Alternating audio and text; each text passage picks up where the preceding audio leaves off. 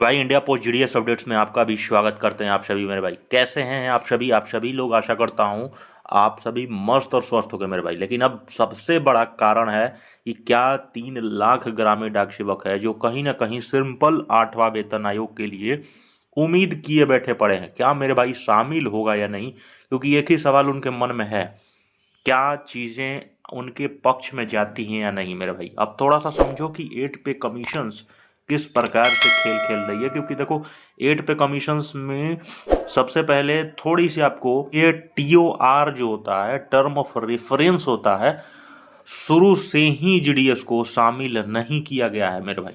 इस चीज़ को, ये सच्चाई चीज़ें हैं। और इस बार भी जो हुआ था 2025 में, जो TOR हुआ था जिसमें टर्म ऑफ रेफरेंस कहा जाता है, अलग अलग डिपार्टमेंट्स थी, उसमें सभी विभाग का नाम था। सिर्फ जीडीएस को छोड़ के सभी विभाग थे शामिल। डिपार्टमेंटल, इंडिया पोस्ट के सभी डिपार्टमेंटल एम्प्लॉयज़ के नाम थे, लेकिन जीडीएस को छोड़ के, क्योंकि जीडीएस को शुरू से माना जाता है कि एक्स्ट्रा डिपार्टमेंटल में आती है। लेकिन मेरे भाई, तमाम सवाल उठने के बावजूद भी 8 पे कमीशंस की बातें ऐसी क्यों हो रही है कि जीडीएस को भी 8 पे मिलेगा मिलेगा। अब देखो, पिछली जितनी भी घटनाओं आप देखे होंगे कि 7वां वेतन जितने भी आए हैं, 6ठा वेतन जितना भी आया है, 5वां वेतन जो भी आया है, उसमें तो मिला है, तो क्यों नहीं 8वां वेतन में भी मिलेगा।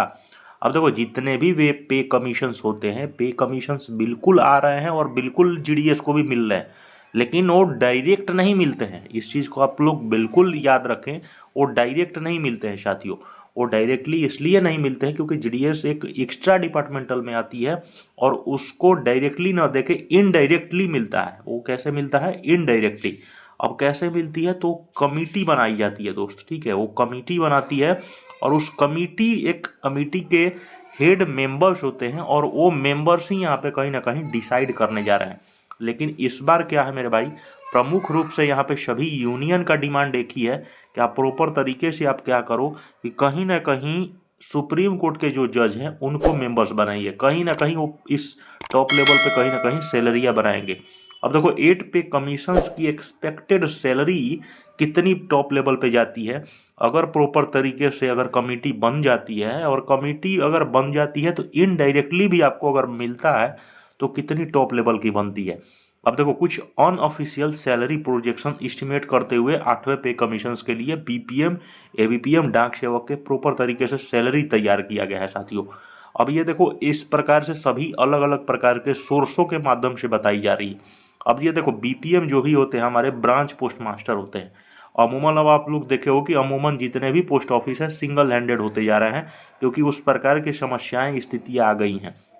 जितने भी पोस्ट ऑफिस है वहाँ से अर्निंग हो नहीं रही है, और अर्निंग हो नहीं है तो डाक विभाग भी चाहती है कि उस पैसे को कहीं ना कहीं एक ऐसी जगह इन्वेस्ट किया जाए जहाँ से फ्यूचर और इंडिया पोस्ट और आगे बढ़े, है ना। जहाँ पर 3 लोग काम करें वहाँ 1 लोग काम करे, वो ज़्यादा काम करे और उन्हीं कम पैसा देंगे। वो कुछ 2 लोग का पैसा है उसको बचा के आईडीसी और तमाम अलग अलग सेक्टर्स पे लगा रही है। अब देखो, बीपीएम की सैलरी कितनी हो जाती है टॉप लेवल पे, अगर बात करते हो 8वें वेतन 8 पे कमीशंस की बात करें तो, अगर अनऑफिशियल्स के भी माध्यम से अगर काम करते हैं 8 पे के अनुसार, तो देखो सैलरी तुम्हारी, देखो अमूमन जो है ना टीआरसीए पे काम करती है, और टीआरसीए अमूमन अभी बेसिक जो है 12,000 है, उसी पे आपको डीए जो मिल जाता है अभी 60% लगने जा रहा है, तो 7,200 है मेरे भाई।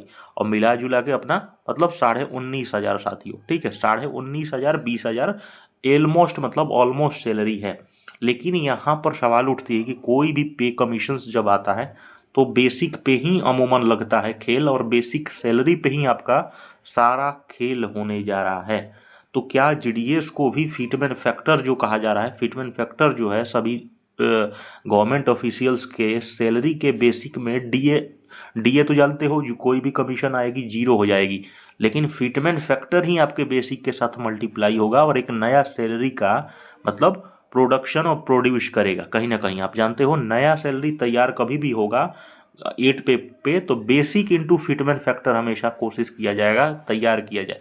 लेकिन ऐसा खेल जीडीएस के साथ नहीं होता है मेरे भाई, इस चीज़ को मैं क्लियर कर देना चाहता हूँ। जीडीएस के साथ कभी भी होगा, क्योंकि देखो वन मैन कमेटी बना रही है, और वन मैन कमेटी कभी भी बनती है तो बेसिक आपका जो भी है उस बेसिक को 30% या 40% इंक्रीज करेगा वो फिटमेंट फैक्टर, क्योंकि उसको देखो टीओआर में आपको तो शामिल किया नहीं, और टीओआर के बाद जब शामिल नहीं किया तो उसी आपके बेसिक को इंक्रीज करेगा 20 से 30% को। अब बेसिक आपका प्रॉपर तरीके से 12 है, ठीक है।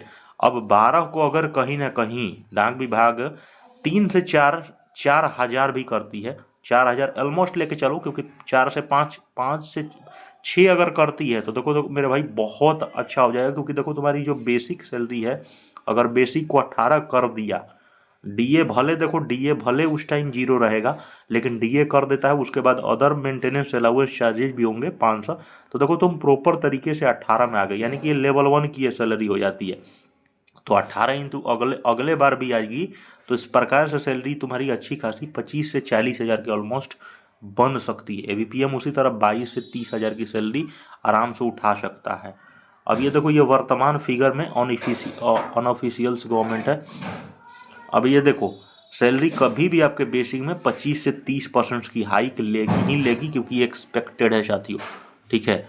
अब ये देखो साफ लिखा है जीडीएस रेगुलर एम्प्लॉयज नहीं है, ठीक है। इनके लिए अलग से क्या होती है, कमिटीज के लिए सैलरी रिवीजन होता है। हमेशा इस चीज़ को याद रखें, जीडीएस कभी भी जो है ना, ये क्लियर रखना है कि जीडीएस को कभी भी इन लोग रेगुलर एम्प्लॉयज के रूप में कभी भी नहीं देखे हैं, कभी भी। वो देखो आपका 8 पे जब प्रॉपर तरीके से तैयार हो जाएगा तो उसके लिए आपको लिए 1 मैन कमेटी प्रॉपर तरीके से होगा। हाँ, आपको आज 25,000 तक का टीआरसी रेंज अनऑफिशियल सोर्स में दिखता है, और ये बीपीएम लेवल पे 100% क्लियर है साथियों, ठीक है। यानी कि देखो 8 सीपीसी 100% जानते हो, प्रॉपर तरीके से पूरे डायरेक्टर का चयन हो चुका है। 25 से 26 एक्सपेक्टेड है, 27-28 तक 100% सभी जीडीएस एम्प्लॉयज़ को भी मिलने स्टार्ट हो जाएंगे। यानी कि लेट 2025 और अर्ली 2026 में प्रॉपर तरीके से कैबिनेट्स ने तैयार किया है। और ये देखो कब से स्टार्ट हो जाएगा, सबसे ज़्यादा संभावना है 2028 से, 1 जनवरी 2028 से 100% प्रॉपर तरीके से। यानी कि देखो जीडीएस सीधे सीपीसी में नहीं आते हैं, मैंने शुरू से कहा है कि जीडीएस जो है 8 सीपीसी में नहीं आते हैं, 1 मैन कमेटी तैयार करेगा। और ये देखो हमेशा मैं बोल रहा हूँ कमेटी बनेगी, और कमेटी के बाद ही आपका जो टीआरसी है उसको बढ़ाया जाएगा प्रॉपर तरीके से। और ये देखो 26 में गठन शुरू होगा, 27 तक रिपोर्ट, 28 तक बिल्कुल आपका भी संभावना है कि जीडीएस की भी सैलरी 100% बढ़ जाएगी मेरे भाई। तो इस वीडियो को ज़्यादा से ज़्यादा शेयर करना, अपना ख्याल रखो, लव यू मेरे भाई।